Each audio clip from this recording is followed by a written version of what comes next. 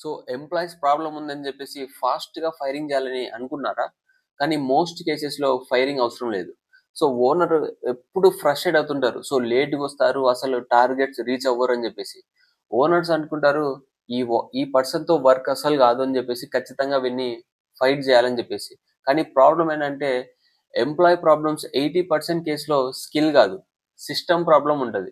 So, clear expectations లేవు. So, feedback లేదు. Support అస్సలు లేదు. సో, కొన్ని ఫ్రేమ్‌వర్క్స్ చెప్తా. ఫిక్స్ చేసుకోండి. So, number 1 reset expectation. So, రోల్‌ని మళ్ళీ క్లియర్ చేయండి. సో, ఈ రోల్‌లో సక్సెస్ ఏంటి అని చెప్పేసి. సో, డైలీ, వీక్లీ ఔట్‌కమ్స్ చెప్తుండండి. So, number 2 coach before judge. అంటే మిస్టేక్స్ అయితే ఫస్ట్ క్వెషన్. సో, ట్రైనింగ్ ఇవ్వండి. సో, గైడెన్స్ కూడా ఇవ్వండి.